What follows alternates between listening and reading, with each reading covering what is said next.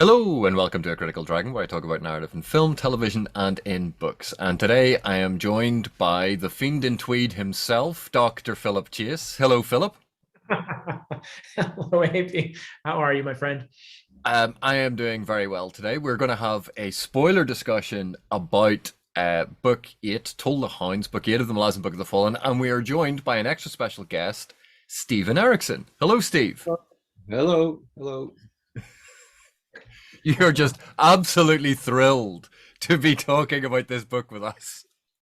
It's probably of all the books, it will be the most difficult to talk about. But I think I've got enough distance that I can sort of navigate my way through this. Yeah, and it is. I know that this is a difficult book. We'll see how we go, but I think everyone understands that. And certainly for me, a lot of what Philip and I discussed, we did a spoiler discussion. We were talking a lot about the how different aspects of grief are explored in the book, and obviously there's a deep personal connection to that. But one of the things that you have previously mentioned is that that is an aspect that kind of overshadows one of the other aspects that you were exploring, that we fixate on the obvious, and there was a different aspect. So I was wondering, do you want to start by maybe talking through that a little bit, if you can? Sure. Grief is obviously, it's one of the things that is spinning around in this novel. You also talked about absolution, you talked about redemption, but all of these are orbiting a core that actually isn't really discussed. Although what I was listening, I haven't heard the full your full discussion on the spoiler part one on Toll the Hounds. So, but I was waiting for a word to be dropped, and it was. So I guess it is there, but you were talking about it very specifically to certain story threads and certain characters. But if I look back on this novel, the core that I see is not grief, and it's not absolution, it's not redemption, it's love. And you cannot have grief without love, and you cannot have love without the inevitability of grief. You cannot have redemption without love. You cannot have absolution without love. So if love is at the core of this novel, that in a sense answers why it has to be Krupp telling this story, because of all the characters in the Malazan world, there's nobody who loves that world more than Krupp. And so his whole personality is a kind of exuberant expression of that love. And I know in your discussions, at least at the beginning of the spoiler chat one, you talked about Krupp as a filter, and absolutely, you nailed it. I mean, Krupp had to be my filter because I was going to be translating some very real world personal feelings and experiences that I was going through at the time, and I needed Krupp as much as I think the reader ends up needing Krupp. And I think that was my defense mechanism, and instinctively, I guess I landed on Krupp to tell this story. So, yeah. He's joined, in a sense, by other characters who remark on the nature of storytelling in the course of the book. And AP and I discussed Fisher Keltath, whose poems appear. Now, I think there are more poems by Fisher in this book than in any previous Malazan book. Yeah. And I wonder if there's significance to that. But also AP and I took a close look at the one scene where Fisher Keltath was talking to Duiker, and he was trying to help him to get his story out. And Fisher realized that what Duiker needed was a bard, not to tell it in a historical manner. That was a beautiful, beautiful thing.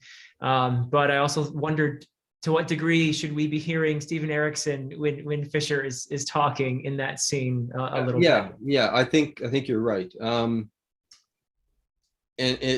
I probably wrote it as a reminder to myself that I need the fictional world in order to deal with all this stuff. And the whole issue with Duiker was that he was unable to separate himself. And there's an aspect to artists that I've, in reading about the lives of other artists, does seem to be a sort of shared trait, and that is a kind of ruthless willingness to exploit one's own emotions and one's own emotional state.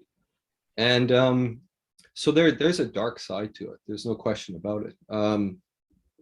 And so it's something that I guess we just do. And I remember having, a really major crisis early on when I started writing here at UVic, University of Victoria, in the writing program, because it really seemed dark, and I was starting to obsess on that notion that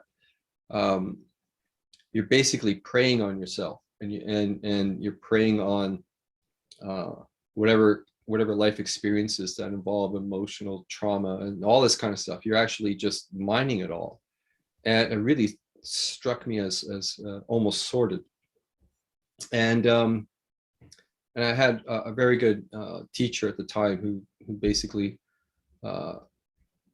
made me relax on all of these things. He said, you use what you can, and you use it in any way you can, and you use it for the purposes of settling the waters inside, so that you are able to establish a kind of distance on it, and a kind of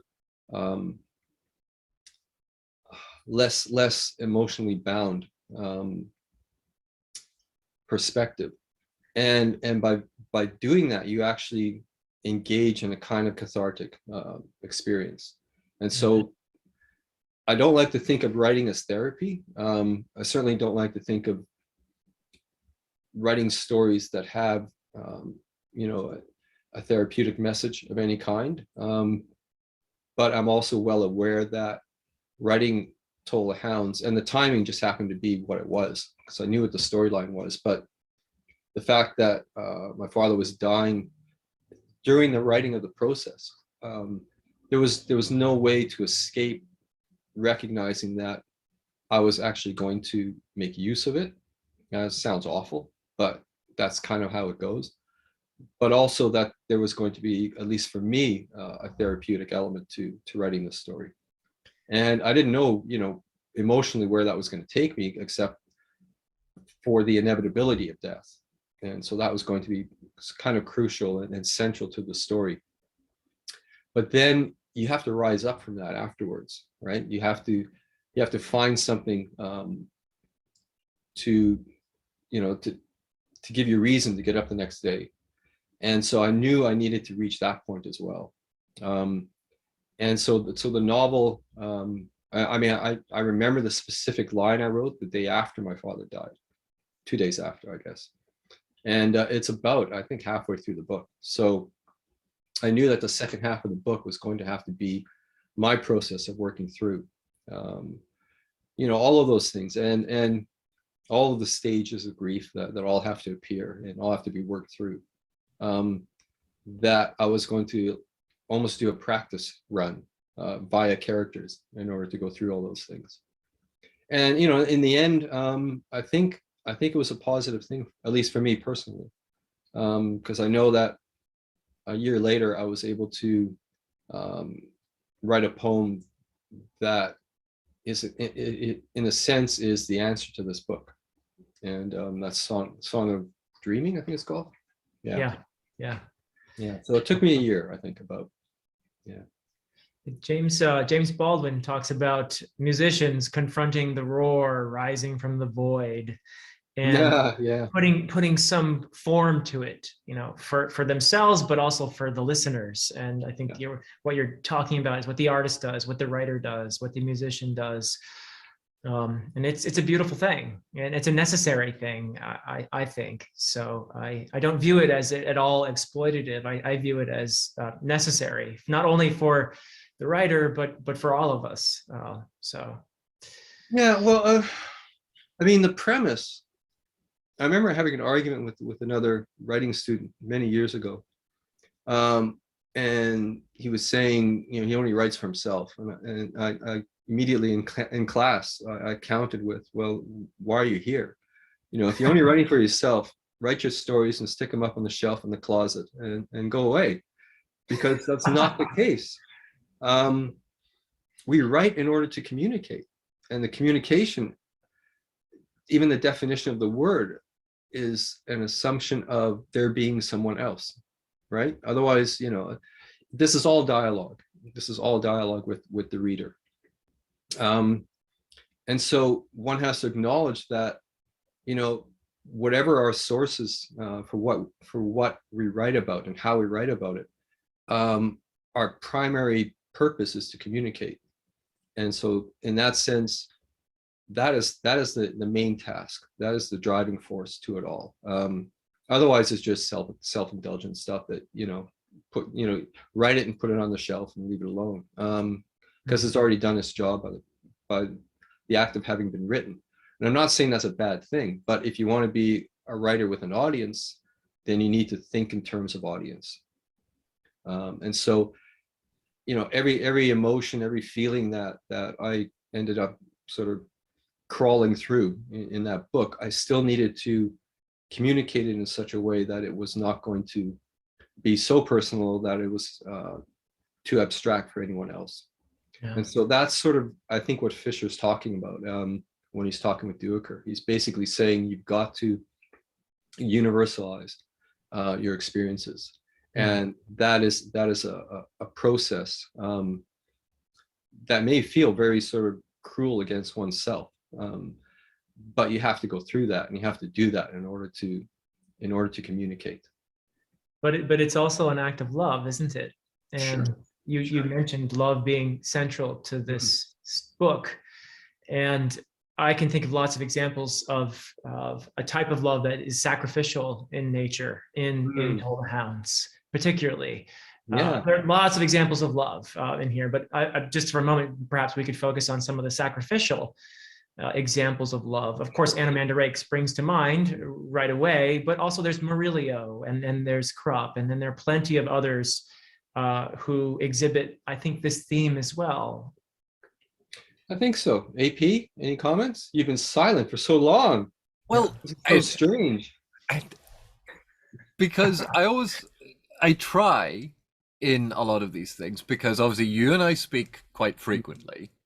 When there is someone else involved in the conversation, I think it only fair and only polite that they get to have the lion's share of the conversation, because you and I speak about stuff like this all the time.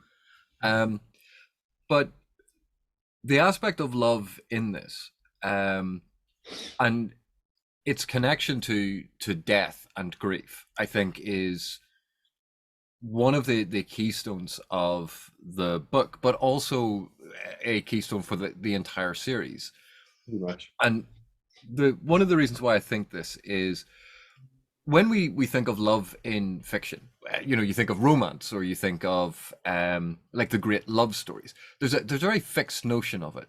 But when we encounter love in the real world, the sheer variety of what the word love encompasses, ranging from incredibly healthy relationships of all different sorts to incredibly unhealthy relationships. It's still a form of love. It's just quite a damaging one, and everything in between.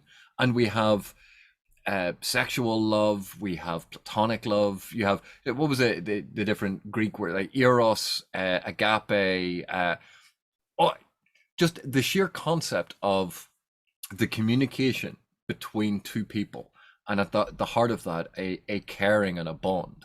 And we've seen it with the Malazan soldiers and how they can be incredibly cruel to each other.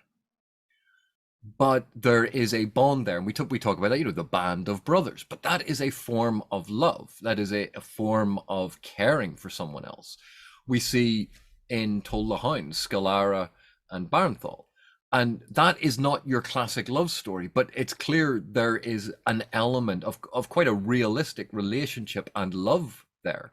We see Cutter and Chalice, and that doomed, failed relationship of an aspect of love that they were both lacking and looking for and going about the wrong way.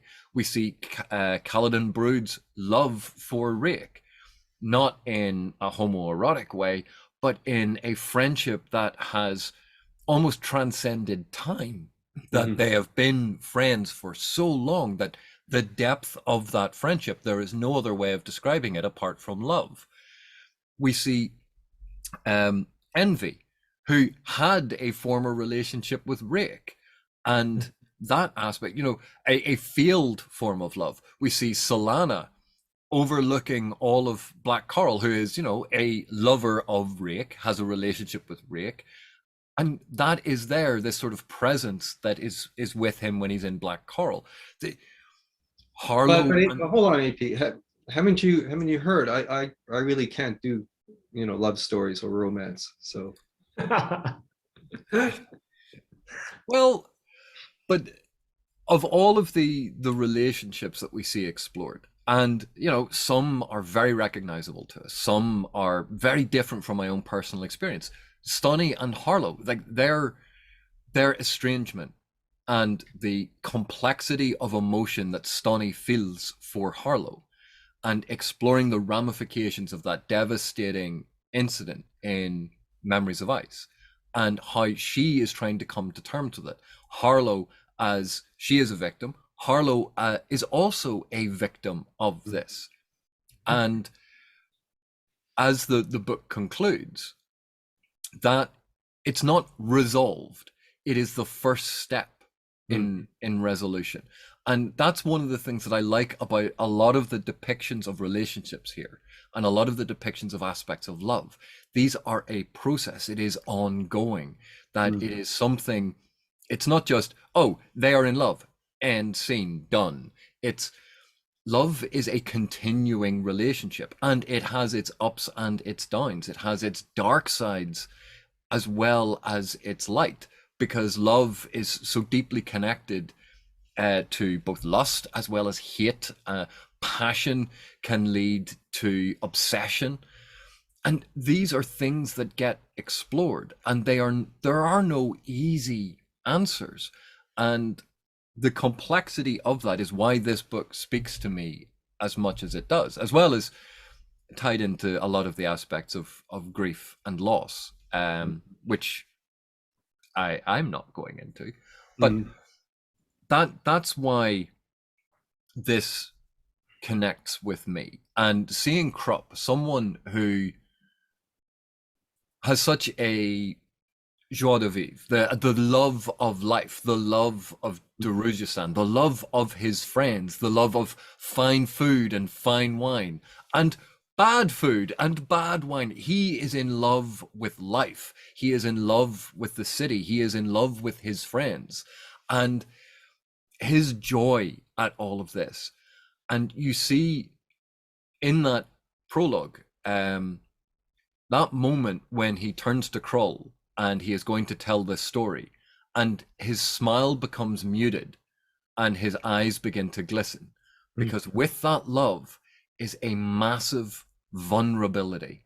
Yeah. Because the more you love, the more you're opening yourself to grief and to loss. But do you live without love?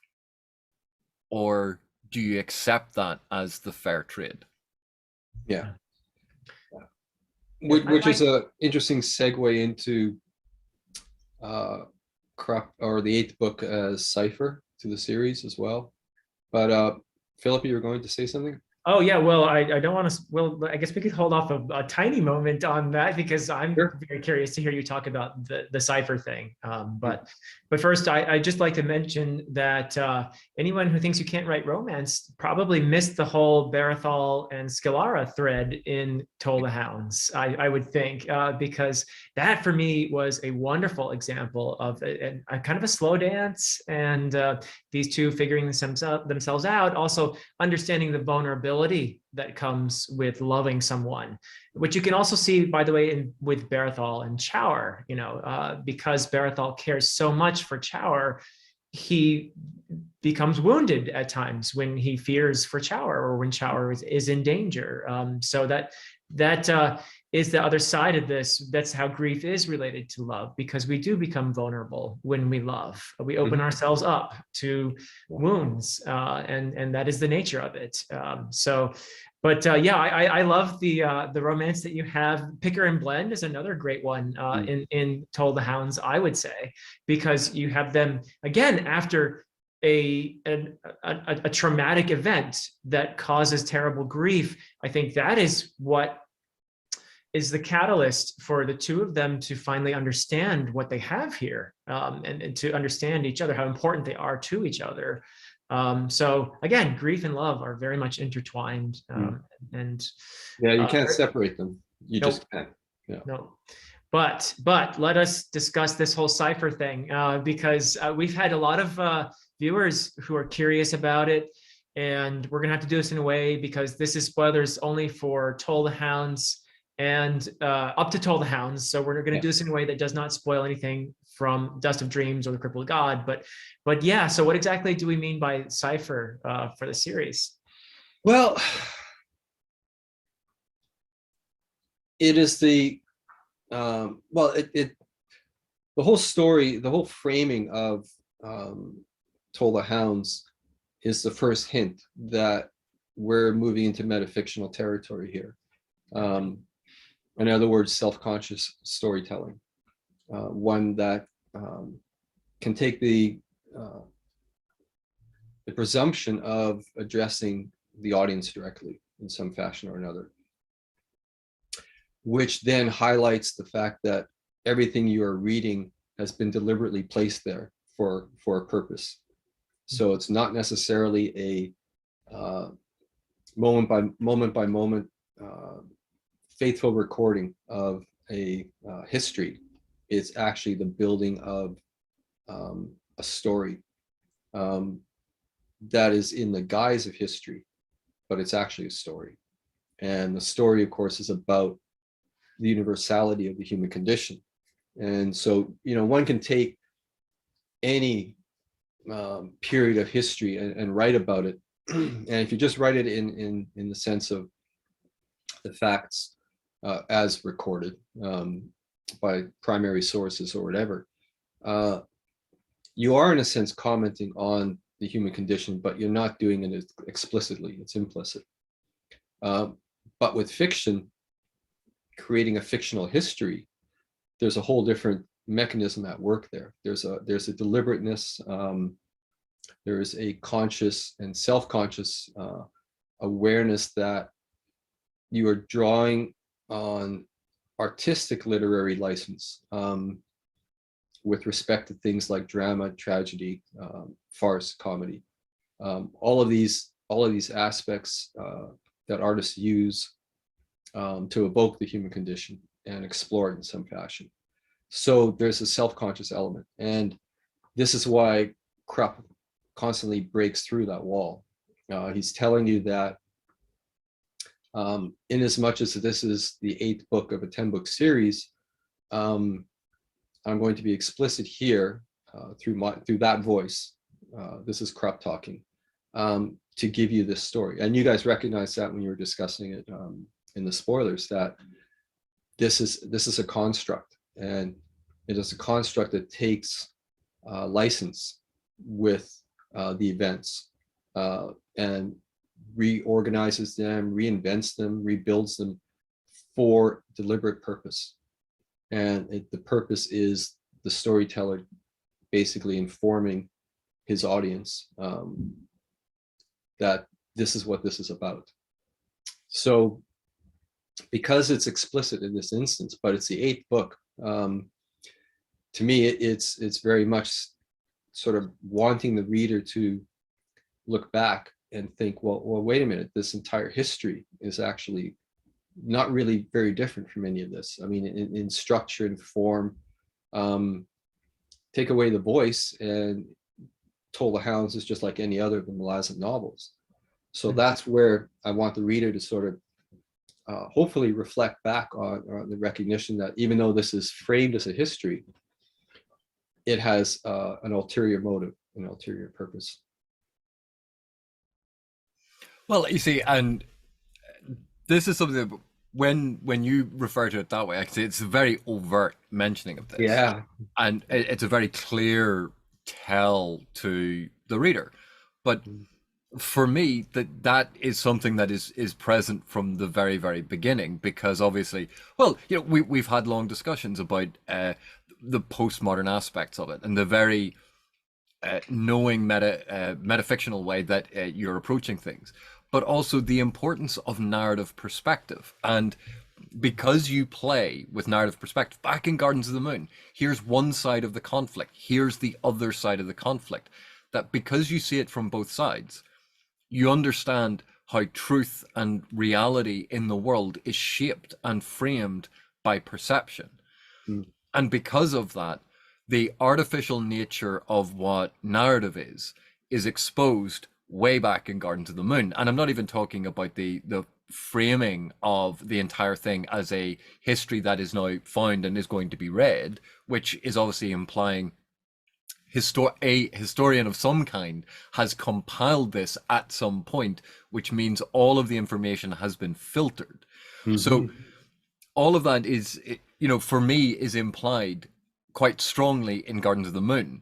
And so when you get to here, and it is so overtly done, because even in Midnight Tides, you drop narratorial commentary in Midnight Tides a couple of times quite explicitly.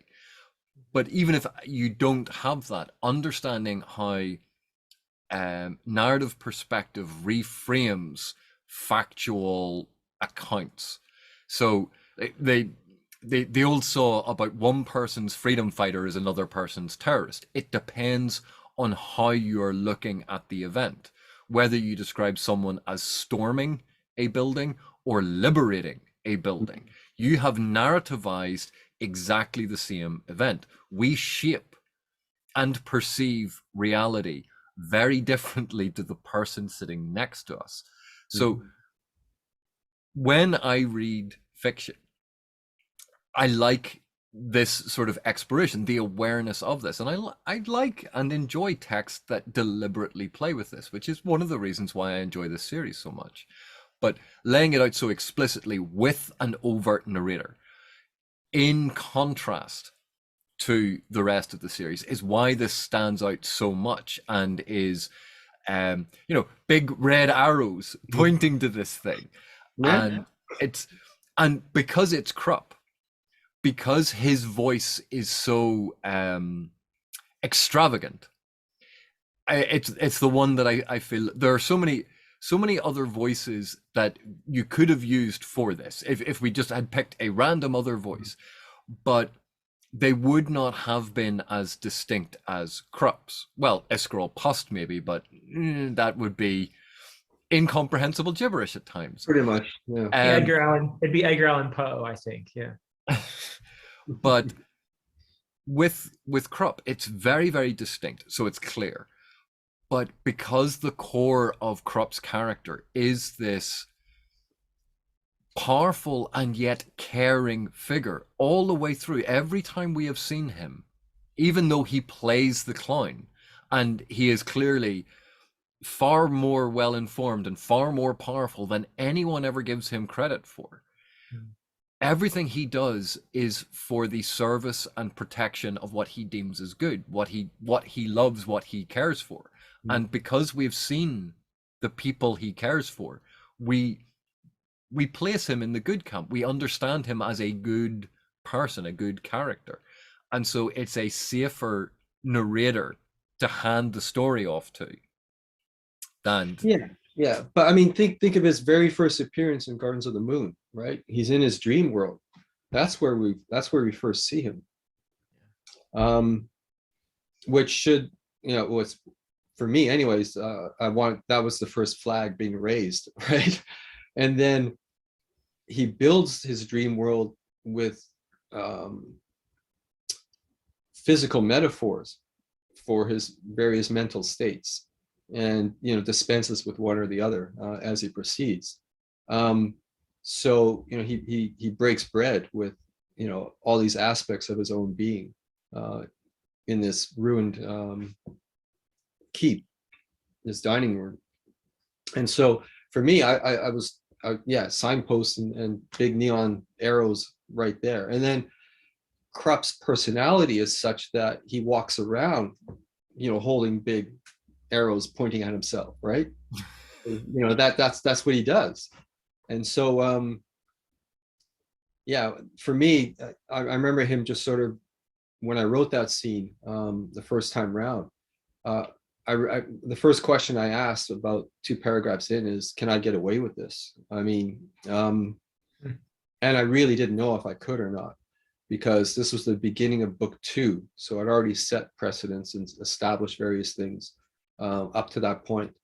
But at the same time, Darujhistan was such a vibrant memory for me from the gaming experiences that I couldn't actually see any other way of taking us into Darujhistan. And then for the 8th book, I knew I was returning to Darujhistan. So Krupp was going to have to almost repeat the process of Gardens of the Moon in the opening. But rather than in Gardens of the Moon, he leaves this dream world, but in this one, he never leaves it. So he serves as a filter, as the narrator, but he also plays a consoling role as narrator, but within the story. For example, during the scene when they find out about Murillo's death, or near the end when he confronts Kaladin Brood again, and he's a bit cheeky there, going back to their earlier disagreement. But that's necessary in that scene of high tragedy. It serves a great purpose, I think, in this scene of high tragedy, to have a presence like Krupp, to remind us that there is life outside of this moment of grief, to remind us that there's vitality. I think he serves a beautiful purpose in there. As a consolation, I found his voice consoling as I was reading these things. So, yeah, and only Krupp could give us the point of view of an ox. This kind of thing. Yes, the ox, the poor ox. Oh, the poor ox. Oh, yeah. Or even the scene of Iskerol Pust and Krupp jousting, the 2 gallant chivalric knights on their mighty mule steeds, racing at a walking pace toward each other, and then they get side by side, and it's yeah, pretty much. And the absurdity of that balanced against the high tragedy. And it's, again, a cathartic release. It is the release of tension. It is I think I've spoken about this before, that being at a friend's funeral, and one moment you are mourning their loss and you have tears and you're feeling this pit of emptiness, and the next moment you are laughing hysterically because you're celebrating their life, and someone has just told the perfect anecdote about the time that they did X, and all those memories come flooding back. And it's this seesawing of emotion as we try to process our relationship with that person in that moment. And it's a well-established technique of balancing the tragic with the comic. Hamlet and Rosencrantz and Guildenstern, like we've seen this throughout literature, that this is something that we do. And why does it keep happening? Why do we keep seeing this in literature? Because it's something that we do. It is part of the human condition. It's laughing in the face of despair. It's the light in the darkness. Yeah. You've done something similar too, I think, by giving us the god of death being a Jagat with a Jagat sense of humor. And there are some great moments of Hood in here, which I think it would be lovely to talk about. But his leading up to his entrance, but one of the comedic moments being when he first arrives before Anamander Rake, and he says, "Actually, I was thinking," and then Anamander Rake Reconsidered. I mean, that's really good stuff. But it's the fact that Rick literally cuts him off. Yeah, literally cuts him off. Yeah. But you give us here this god of death who bothers along the way to save one individual. Yeah. And that's a beautiful scene. The guard, who's never named, I think, which is probably important, but he's never named, but he's this sympathetic figure who's trying to do the right thing, trying to protect people, has a family, you know, is a person of virtue, and has shown his own version of compassion in the story. So for Hood to act in this way, I'm curious why you wanted to have this example of Hood breaking his own rules, so to speak, I guess. Yeah, well, I knew I was going to have a big scene where he arrives, and is it Gaz's wife who's slowly doing the ritual that we don't realize what this ritual involves. And so I knew that I was going to have him walk down one of the main streets of Darujistan, and his presence was going to trigger all kinds of mayhem in households and all the rest. And I'd set up this guard with a slowly failing heart. And I sort of meant that in every respect, not just the physical feeling of heart, but as a kind of representative to what the heart can contain in terms of grief and all the rest. And so he's present throughout that story as this every person, if you will. And I think when I got to that scene of the guard actually having his heart attack at the moment before he could get to anything, I didn't know if I was going to have Hood intervene or not.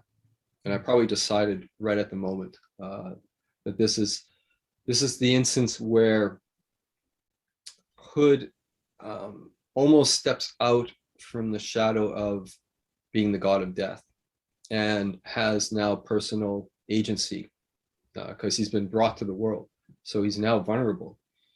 And he takes that personal agency, and at least in one instance, he does what he feels is right. And so in that respect, I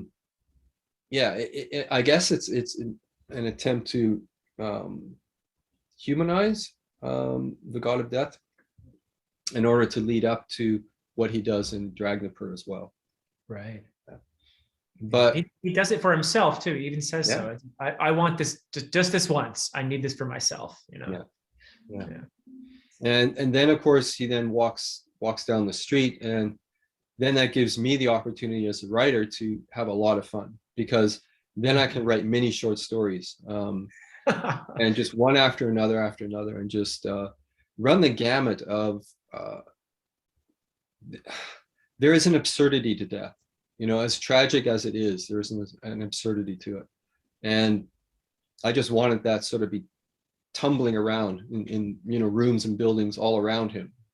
A rather pointed absurdity in the case of the woman hitting the ceiling with her with her broomstick, and the fellow above doing his dance. But we won't go into details there. No, but it and it's a fun little exercise. I'm writing these massively thick books, and to then just sort of switch over, and no, I'm going to do a whole bunch of very short stories, and squeeze them into this thing, and to have it sort of make sense to the storyline that this is going to happen. And that's the thing that's the difference between novels and short stories. Is short stories are they're everything is pared away, and there's nothing else out. You're going from the beginning to the end, and there's nothing extraneous. You've cut it all down. In novels, you can wander all over the place. And so this is definitely an opportunity to sort of show that, yeah, I can pick up stories from within this city, and just give them to you good and quick, and hopefully poignant, or comedic, whichever emotion I'm going for. Yeah. But just to indicate that, for me, it's a celebration of Darujhistan. It's a celebration of the city, which is what Krupp would do, right? Krupp's awareness of Darujhistan is probably absolute, and so there's an aspect of what goes on behind the drawn curtains of every room and every house, right? And so in a sense, it's also Krupp celebrating the city and its tragedies and its its sorrows and its life, and it's all there. So that's why I think I enjoyed sort of writing that sequence. And it's kind of indulgent in a sense. You pour out all these other storylines, and you run through with them, and then you think, well, how do I close this off? How do I punctuate it? And of course, he comes up to Rake, and it gets punctuated for him. So yeah. So one of the things I greatly enjoyed about that particular sequence was running through as you said, like the absurdity of death, the fact that death comes. It's not a preordained, you get X number of years and then this is the end. It comes unexpectedly, and even people who are kind of expecting it, it still arrives unexpectedly because you don't know the exact moment. And a child dying, the tragedy of a child dying and how devastating that is, the absurdity of someone falling through a roof and being impaled in a very delicate place, and that leading to their death. The accidents happen, and just the sheer variety of that, and how ludicrous some of them are, and yet how poignant, how painful, how grief-stricken, how tragic all death is. And just because something is absurd and funny doesn't make it less tragic. There's still tragedy there. It's just a different part of the tragedy that you're seeing first and appreciating first. But then you think, but this is still a life lost. And seeing the variety of lives, it makes Darujhistan vibrant. Seeing the variety of human experience, all of these different characters that we don't typically see, particularly in epic fantasy or fantasy, where you go, oh yeah, here's the interior life of the person who lived next door to the hero. Here's the life of the servant that lived above the shop where the hero went into one time to get new healing potions.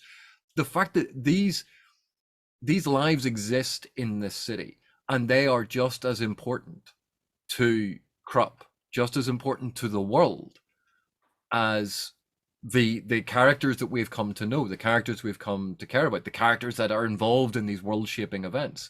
These people still have their worth, and taking time out of this epic sequence, this convergence of events, all of these powers coming together, taking time out of that to recognize what could so easily be dismissed as the little people. These are not people who matter to the plot. And but this is a story about the human condition. This is a story about what it means to all of us. And I don't know about you, but I'm not the world's hero. I'm barely the hero of my own story. I'm more like a side character in my own story. And to see that aspect reflected, I think. I think Krupp even brings it up a couple times, doesn't he? Doesn't he sort of point out that there are other people here, and the story the story is not just, it's not the only story. It's just one of many stories. Yeah, I'm pretty sure he does at some point. But even with Harlow and Stoney, like I referred to Harlow and Stoney's story, but that's Benisk's story as well. Mm. And and again, using those self-same short story techniques, that you create an image of who Benisk is. You create his drives, his desires. We get a sense of who he is as a person, and what he wants, and that makes his death tragic because we know him, and he has very little page time. Yeah. And yet once again we get drawn in and we feel that loss. There's a bit of a paradox here. S.W. Merwin has a poem called On the Anniversary of My Death. And every year you pass this date without knowing it, right? The day of your death. And right. It's a wonderful little poem, because the paradox is that the knowledge of this lends a certain vibrancy to life at the same time, and to the present, to the moment. So it's a kind of an encouragement to see the beauty around you in the moment that you're in. But yeah. But and again, we see that writ large with the T Standy, because they just exist. They carry on basically forever. Where is their lust for life? They don't have it. And you know, that's one of the motivating factors for Rake trying to get them involved with mortals, with trying to find a just cause, to try and kickstart any sort of desire. Because unless we face our mortality, if we think that we're going to live forever, then where's the urgency and vibrancy in life? We have such a short span on this world, comparatively, relatively speaking. And yet, if we ignore that it is going to come to an end, if we think we're going to exist forever, then that sense of carpe diem fades. Nothing gold can stay, right? Yeah. So, well, there's another element to this that we've alluded to a little bit here and there. We mentioned Hood and Anomander, that I'm personally curious about, and so thus I assume many other people must be curious about, and that is, what the heck is going on in Dragnipur? And it may be that there is no just easy or linear explanation to this, but I find it fascinating. With of course, they're in this wagon, this outsized wagon that they are. It's a bit like Sisyphus pushing the rock up the hill, right? They're all pulling this load with the chains. I mean, the chains are a really big Malazan element, I think, too. But they're being chased by chaos, by this force of chaos. And of course, you also have this portal into darkness, Curled Ghislaine, if I'm correct, underneath the wagon, where you have Absalara hiding out. So just a lot. And of course, to add more to this, you have all these bodies piled in there with poor Katispala crawling all around them and doing his tattooing and everything else. Yeah, I mean, and of course Draconis, and so it's a big moment, because of course a lot of things converge here, with Anomander eventually ending up there, preceded by Hood. But yeah, if you'd like to talk about that, enlighten me a little bit, perhaps. What were you guys thinking when you created this thing? Well, you'd have to ask Cam to really get the background of what he was thinking with the creation of this thing. And I may have wrong-footed him very early on with Gardens of the Moon, where I don't recall if he had the gate of Curled Ghislaine at the core of the wagon or not. I may have thrown that in there and really messed things up. I don't know. But we may have actually done something like that in the games. I'm not sure. But so the whole thing with the wagon, I remember from the games, when we got to the scene where Traveler faced off with Rake, and it was all going to be down to a 20D, a natural 20. Wow. And then it played out, and so at that point Cam was running the game, and so he moved moved me into the sword as Rake. And then I had to get the chains broken, which was not an easy thing. And I can't remember how we did it in the games, but it's very different from what happened in the book. But it did pose that question of, what kind of metaphysical representation is this thing? What's actually going on here? But then more importantly, at least for the game's purposes, was that we had to get rid of Dragnipur, or at least Cam certainly thought we had to. So the sword had to be shattered. And then the question is, at what point, or rather, what are the consequences of that sword being shattered? And that's where I sort of had to back up and start building a plot line for what was going to happen once everybody shows up in the sword. And I know when Hood arrives, and to end that chapter, is it chapter 21, 22? 22, I think. Yeah. And he comes upon that sort of that one final line. That was, I didn't even know that was coming. And when it got there, that was the perfect ending for the whole thing, because the wagon has been traveling in one direction for the entire series.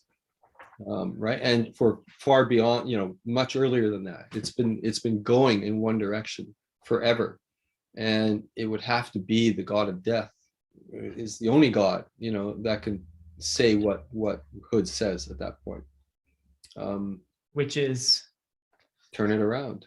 Yeah. Turn it around. Wow, that's one hell of an ending to a chapter right there. I love it. And the thing is, as you're writing, you write the line and then you just stop and you realize that's the end of the chapter. There's no other line to add there. And that's, I see that often in and sometimes I fall into the same mistake. I'll arrive at the line that closes a chapter, and then I'll add something, and I'll add a couple more lines and a couple more lines. And then, you have to look back on it and go, no, I'm cutting all that stuff out and go back to the right line. Yeah. Takes practice, I think, to know when to stop. Yeah, and let's face it, you don't always get it right. No, who does? Nobody does. I know, because we're all only human.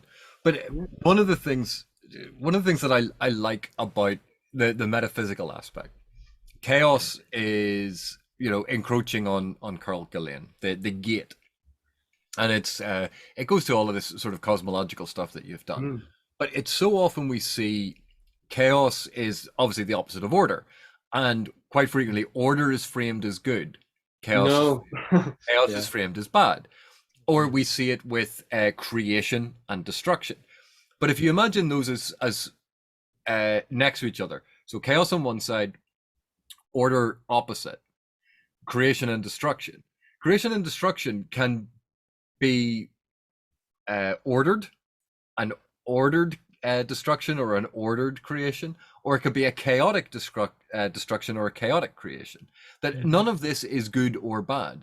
No. For creation to happen, there has to be an element of chaos. For destruction to happen, there has to be an element of chaos. If everything was perfectly ordered, there would never be change. So chaos is necessary. It is neither good nor bad. And I think that's what we see here, is that chaos and Carl Gillian is very much being set up basically in opposition as kind of order, the darkness where everything is equal, everything is perfect and in its place, and chaos is the opposite. It wants change, and that's why they seem to be sort of almost diametrically opposed.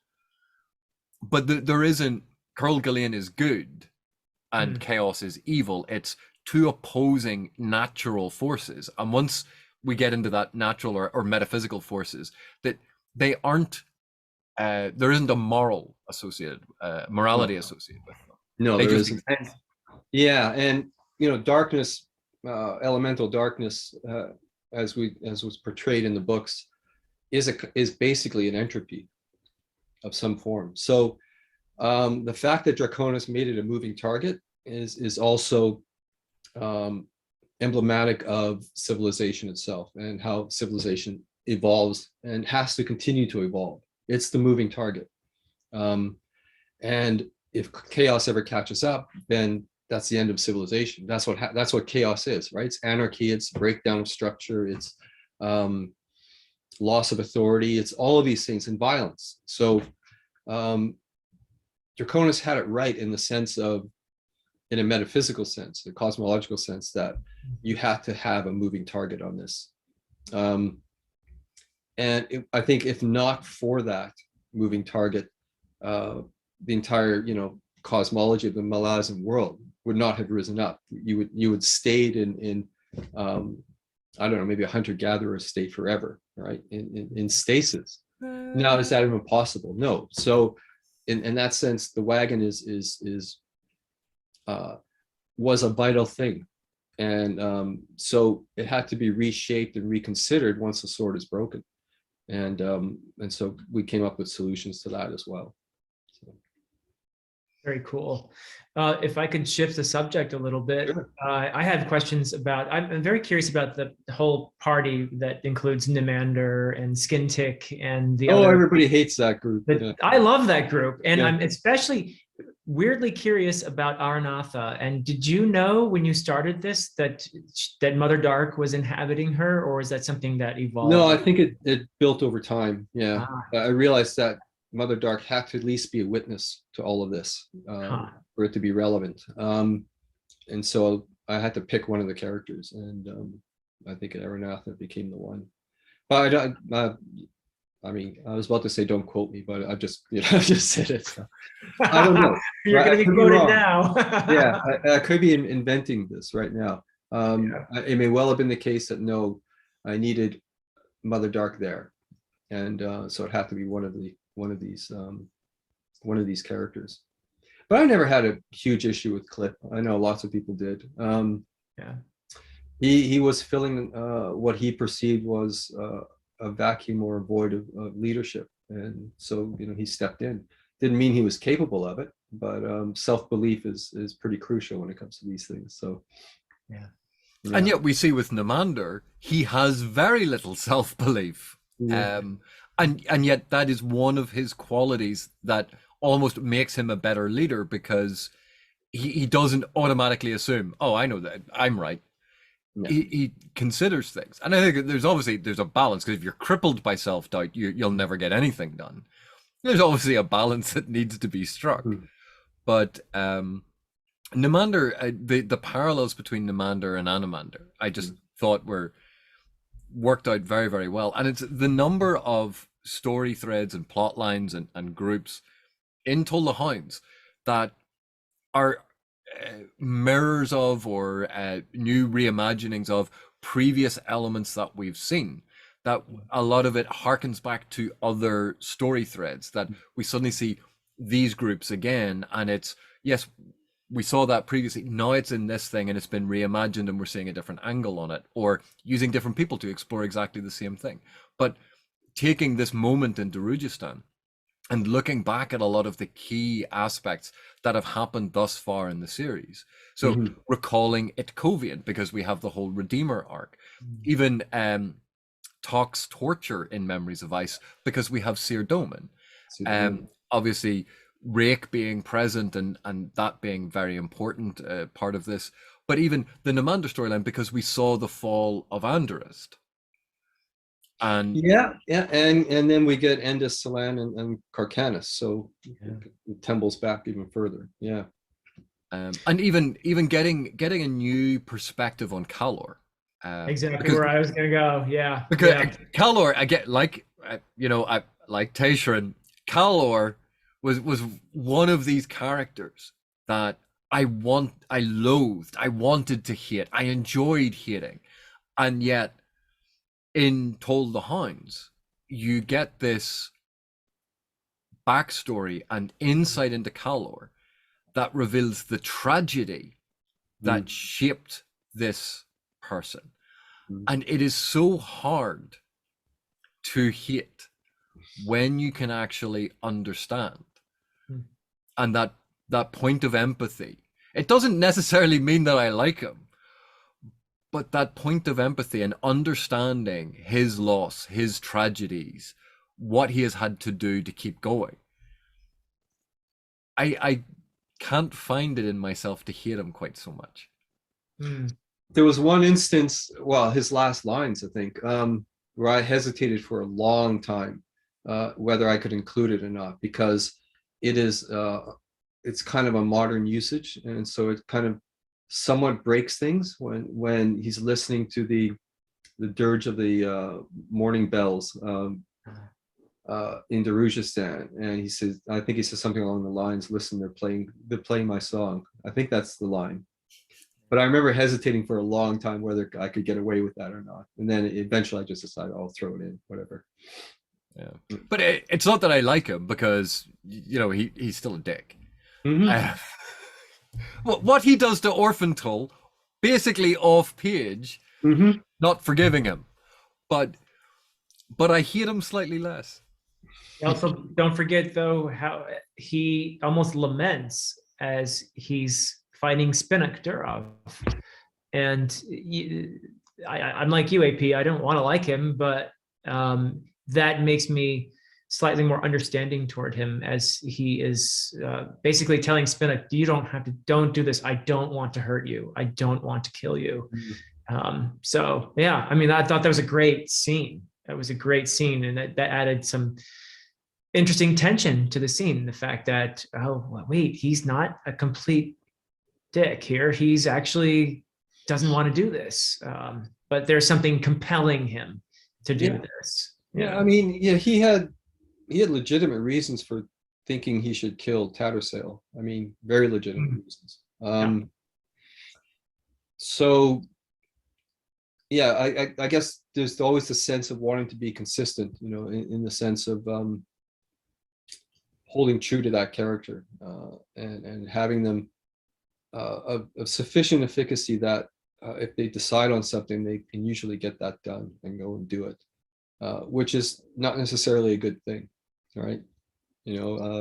Following our impulses and being able to actually see them through can usually be the worst thing we ever do. So sometimes our inabilities are saving elements to our personalities, I think. Yeah. But I think this is an aspect that brings me back to this discussion of the cipher for the series, because I think this discussion that we've just had about this level of empathy and understanding is one of the key aspects that I think needs to be borne in mind. Philip and I have discussed at length that compassion and empathy are at the core of this whole series.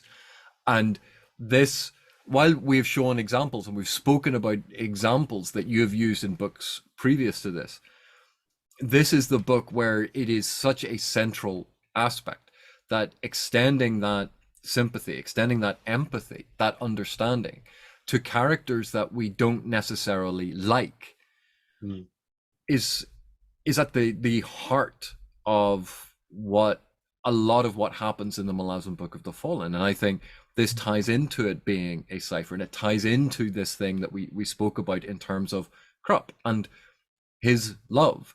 It's almost an unconditional love. Mm-hmm. And when you love life, when you do this, you accept the grief, the pain, the tragedy that comes with it, and you accept that it's not always perfect. And I think we see a lot of that sort of connected together, rolled up together as part and parcel of what is being explored. So I think that ties into this working as a cipher for the series as well. Yeah, and it's pointing you directly to books 9 and 10 and the sacrifice, and the decision that's made with respect to what could be and has been perceived all the way up to that point as an undeserving person, who then is saved. And that's, this is the whole point, right? This is why Toll the Hounds is setting up the next 2 books, even though it's set in Darujistan. So it seems like it's way out of place, but no, it's actually saying, take the lessons out of this one and you'll understand books 9 and 10. Yeah, But it's amazing. Yeah, even as powerful a figure as Karsa becomes a witness, in Yeah. this book. It's that big. So and sorry, that is AP, such. I was going to say the Karsa point was it's such a wonderful moment to see him humbled, Mm. because of Well, all of the characters, seeing Karsa humbled, looking at this, and yeah, you know what? I'm just going to wait over here. You guys work, Dassam, Rick, work away there. I'm not Johnny Big Balls the way that I thought I was when I see these other players, and so seeing Karsa humbled that way, but also like even when he is speaking to Cutter, to Crocus, he's steal me a hound's life. Mm. That there's so many, all of these different elements, all of these disparate elements from multiple stories coming together, overlapping, characters that didn't meet in previous books. We knew they were all around, we knew they were so close to meeting, now coming into conflict, meeting each other, and we go, how can they not know each other? And you go, oh right, hang on, they never actually met. I just know them, me as reader, I know them, I know that this was going on, but they never actually met in person. yeah. And No, and we've got Scorch and Left in this book, haven't we? Oh Yeah. yes. Yeah, yeah, and that crazy crew around the lady. Yeah, Orville Nom and the two ex. What are they Segula. called? Yeah, Segula. Yeah. Yeah. That's a great part. We also have at the end this sword that was once Anomander's, and its name is Grief, or Vengeance. Mm. That's a pretty full circle moment there, isn't it? It is. It is. Yeah. But one that almost requires the readings of the Carcanus. Yes, that adds some. Yeah, we won't spoil that for anyone, Yeah. but I will just say that adds a ton of resonance to that. But even without having read Carcanus, you do understand in Toll the Hounds that this was Rake's sword once upon a time, and that poor Dassam is using it as the instrument of, in a sense, although it's this sacrificial moment where. I think obviously it's deliberate on your part, where Rake makes puts the cross down like the sword, Dragnaport down like this, and then he makes a cross out of it with Grief, and that's what hits the sword into Rake's skull. So you describe it like a crucifix in that moment. But the sword Grief, I mean, just that's a pretty full circle moment there. well, it just before Steve speaks on this, it's interesting because, of course, when Dassam takes the sword, when he gets the sword, it's vengeance. His journey starts with vengeance. Yep. And it ends in grief. Grief. The sword is vengeance, and it ends with Dassam in grief. And that's the transition that I think is actually really, really important. And it's foreshadowed by, is it Sir Doman's ruminations on a sword being left in the grass, which then ends up abandoned. Is that right?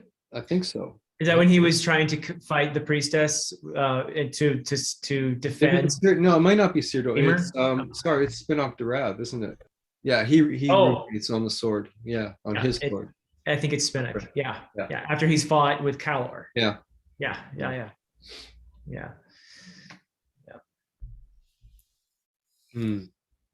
Well, do you want to?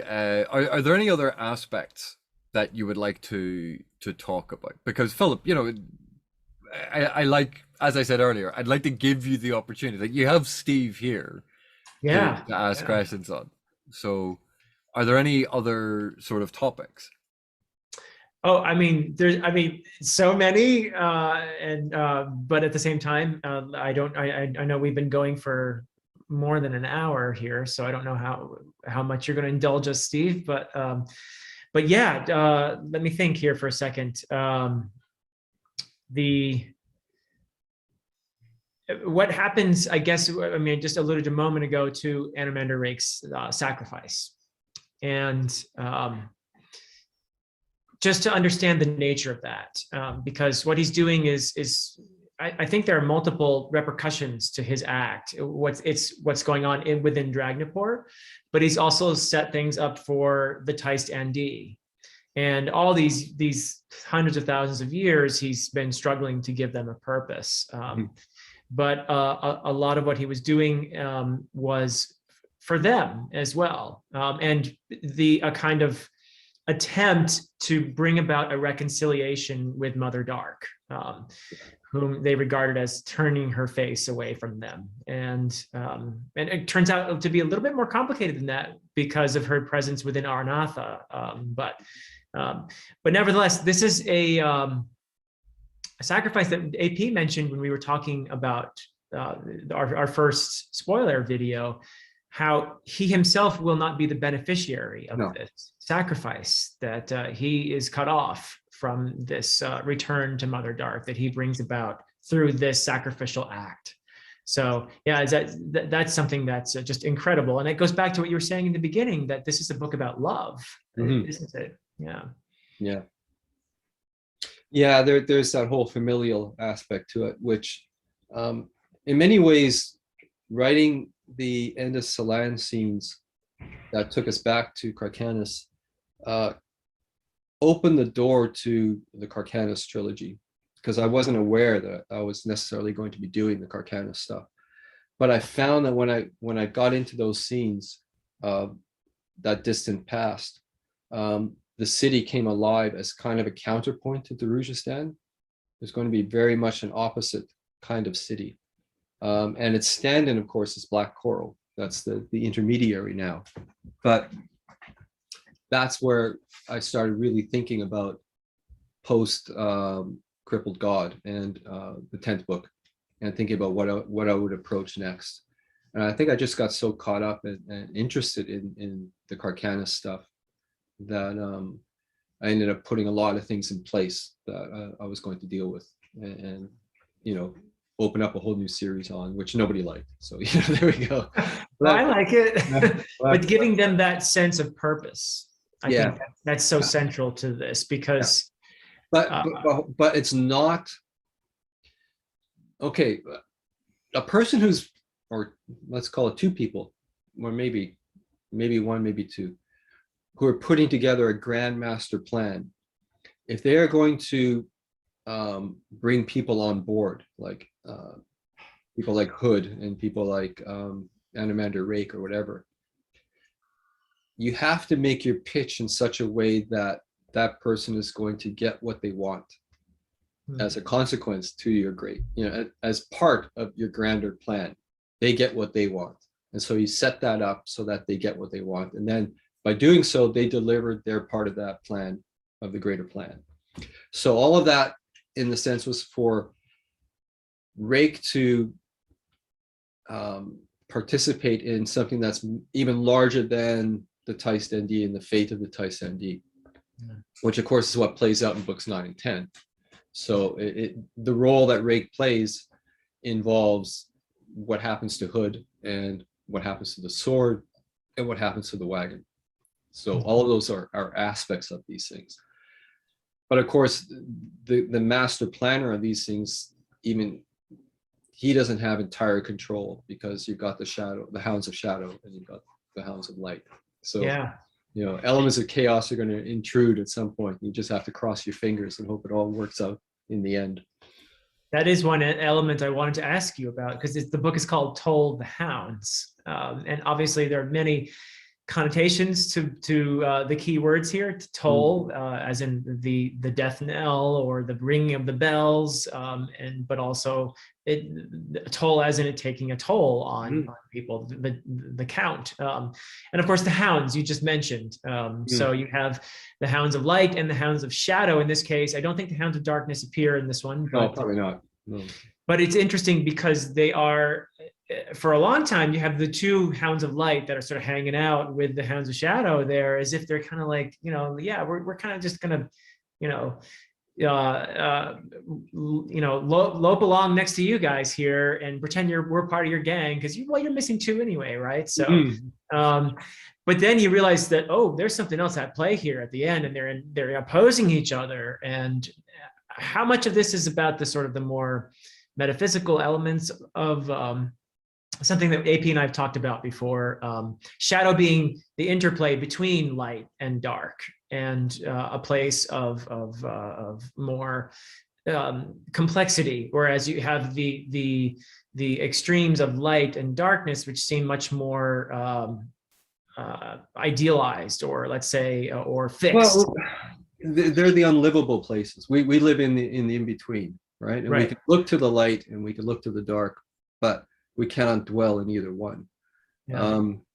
So our playing field is all shadow, and that's, you know, that's kind of part of it. So in that sense, the Hounds of Light are anathema to all of us, to life itself, and so that's why the Hounds of Shadow have to sort of interpose, if you will. Right. And with the help of a bear god. Yeah. Who shows up as a, it's wonderful, the thing that happens between the bear god and Samar Dev as well. And her sense that this thing is there in a way to protect her. I loved that part, actually. Yeah. She's, well, for me, one of my, I don't know if you talked about it in the spoiler stuff, but Karsa has a scene with that traveling city. That's one of my favorites for Karsa. We did not talk about it. So yeah, anything you want to say would be, just like, it was one of my favorite ones to write, where Karsa was rather than using, you know, the blunt, his blunt approach with a sword, would actually use words to completely dismantle this other person. And bring an end to a civilization which was a pretty twisted, pretty horrific form of civilization. And he brings it to an end with words. And I think that's when Samar Deb realizes that she's more, I think, involved in Karsa than she thought. The evolution of Karsa has been happening for quite a while now, and that's a significant moment here. Well, it's certainly significant in ways that people don't recognize yet, because I'm still writing that trilogy. Well, I'm looking forward to finding out then. Yeah, I'm foreshadowing stuff. I mean, even at this point, I knew I was going to be doing the Karsa return to, so there is foreshadowing already present in Toll the Hounds. Oh wow, now that's a nice teaser right there. I love it. I suppose, yeah. But even with that scene, if you remember back in Dead House Gates, you had Akarium and Mappo being confronted. Was it Miss Rembra? Mesrem. The soul-taken giant bear. And here we have basically very similar sort of pairing, and another supernatural giant bear coming up. The Krupp reaching back to a previous event, and it's being recast for Toll the Hounds. This is what I was in terms of so many earlier elements of the books coming again in a different light. And it's one of those joys when you're going through some of the sections and you go, this is an echo, a resonance, a recurrence of these things before, and all coming to a head here. Yeah. And you know, the whole conceit is to return to Darujhistan. So I have, you know, I guess the sense of me wanted to drag some of those aspects with me in that return and revisit them in some way. Yeah. Although I have to admit, I did love the moment where Karsa looks up, sees the dog, looks at the two girls standing with the dog, looks back at the dog and goes, "That's my dog." Right. Right. Yes. Yeah. Of course, we did. Yeah. I was just going to say, we didn't even mention the one-legged dog named Scamper, which oh, Scamper, yeah. Poor Scamper, yeah. Yeah. But okay, I will pose a question to you. We may have to edit this out depending on your response. Well, if Anamander Rake was going to get killed in the duel, why didn't he just kill himself with Dragnapur? Why didn't he just like slice his own arm and die that way? Well, what would be the emotional and dramatic impact of that? That's non-existent. No. That's like asking why didn't the Eagles just fly the ring into the volcano? You know, I mean, come on. But seriously, I've seen this question come up time and time again as a sort of, gotcha. He could have just done that. You go, well, that would have been a really boring story. Mm-hmm. It also would have taken, I think, some of not just the pathos of the whole scene, but it would have taken away from the sacrificial nature of it, I believe. Yeah. Right? I mean, there's a difference here of him taking his own life versus having his life being taken by someone else. Because does that make Dasim at sense? this, but Dasim at this point is December, isn't it that the god of sorrows? Mm-hmm. So Yeah. he has been slain by a god after just killing another god. The levels of power involved in that, and it's the god of sorrow, of tragedy. Mm-hmm. So obviously the poetic irony of that, but also it needed that tragic element, which it wouldn't have been quite the same if the No, flippant, slightly you wouldn't have facetious way had, of doing it. yeah, you wouldn't have had the closure on the sword, vengeance, and grief either. So, I mean, Krupp's telling you a story. He's manufacturing this story. Maybe Rake actually did go into a closet somewhere and cut himself in the arm and die. But Krupp's not going to tell you that story, is he? Right? There's no point. Yeah. Could you imagine ever accidentally cutting yourself on that sword? It's like, oops, oh shit, you know. Yeah. Oh god. Right, and on that note, then,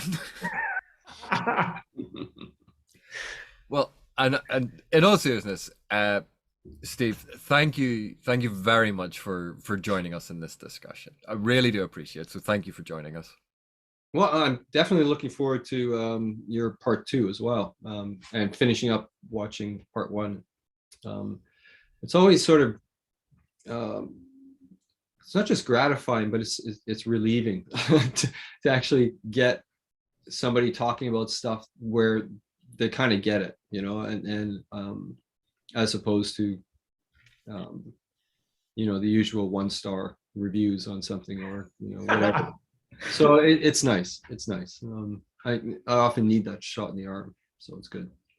So well, it's a two-way street, so because we get to read these books, and it's just it's such an incredible experience. I've said it to you before, but I want to thank you again for writing these sublime books. So thank you. Well, Toll the Hounds is unrepeatable. I'll never be able to write anything like that again, and you know, for good reason. And fingers crossed that stays unchanged. Yeah, you don't have to, because you've already done it once. So, Yeah. And Philip, thank you for joining me on this. It's always good to get your perspective, and I do appreciate it, even though like you're generally wrong most of the time. Oh, AP. It's a lot of fun to have these discussions with you, my friend. It's it's a little bit like I don't know, people are like a bag of Doritos in some way, you know. Some of the chips just have more of the magic cheese dust than others do. And AP, you are one of the cheesiest persons I've ever been privileged to know. Thank you so much for watching. Well, now you can see you in start the next one. now you can start reading the 9th book, Cheese Dust of Dreams. So Bye.